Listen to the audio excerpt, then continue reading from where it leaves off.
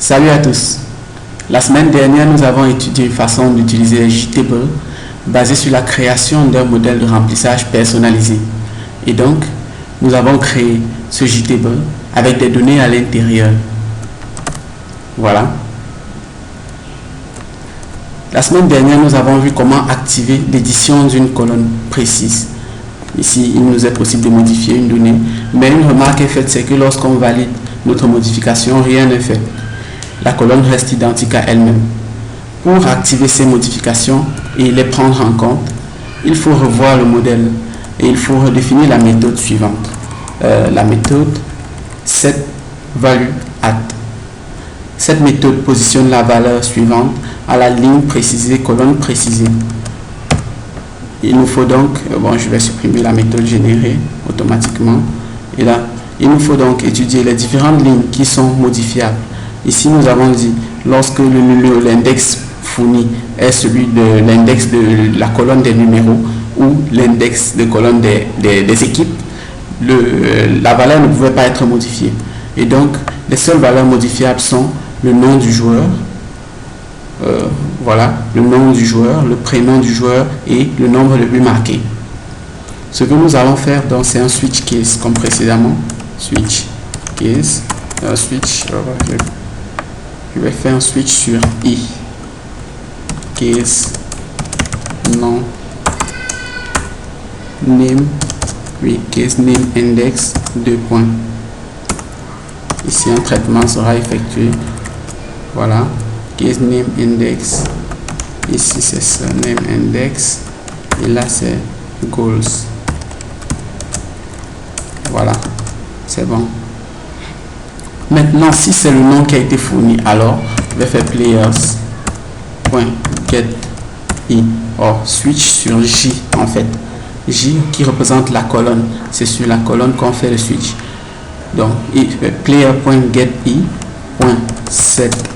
Étant donné que c'est le nom que nous voulons modifier, set name, je donne la valeur O et je fais un cast.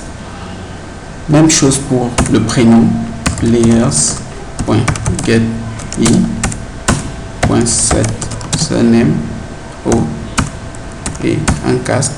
Et pour le nombre de buts, players.getI.set goals O et un cast aussi.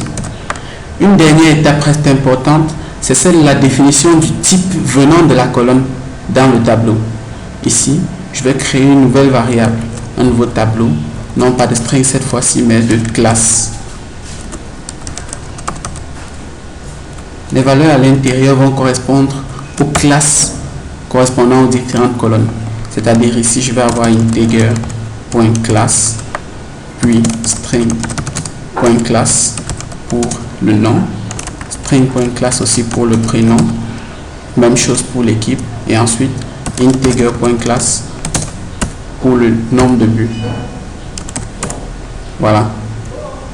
Il ne me reste plus qu'à retourner ici, à redéfinir une autre méthode qui nous permet de savoir quel est le type d'une colonne précise. Override méthode getColumnClass. Voilà. Ici, il me suffit de faire return classes de i. Le résultat en image.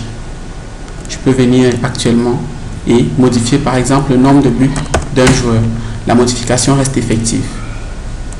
Voilà, c'est bon. Maintenant, nous allons étudier un mécanisme qui nous permettra d'ajouter une nouvelle ligne vide dans notre tableau initialement rempli. Voilà. Pour ajouter une nouvelle ligne vide, je vais venir dans mon modèle et définir une méthode qui me permet d'ajouter un nouvel élément à la liste des éléments déjà enregistrés dans mon modèle, en fait dans le tableau. Donc public void add player pour ajouter un joueur. Je vais prendre le joueur à ajouter en paramètre. Je vais dire players.add player. Voilà. Maintenant, une dernière étape reste importante.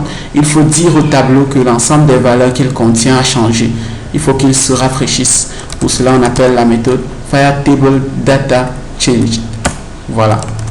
Et puis, c'est tout. Maintenant, côté graphique, définir ce qui se passe lorsqu'on clique sur New Line, sur ligne vide, en fait, sur ligne vide. Qu'est-ce qui se passe? Ici, je vais créer un objet player.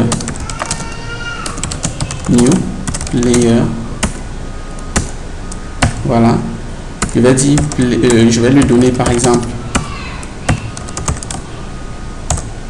un nom.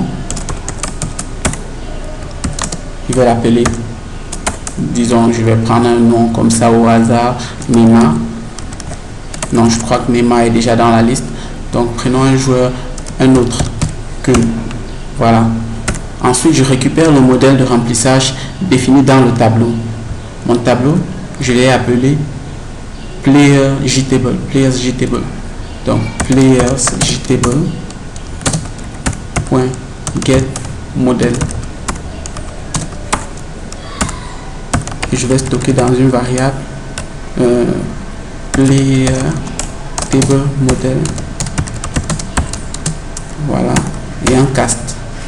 Une fois que c'est fait, je dis model.addPlayer et je lui ajoute le joueur précédemment créé, le résultat en image.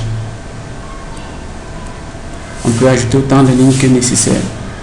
Maintenant, il suffit de définir convenablement la méthode permettant d'ajouter la valeur correcte.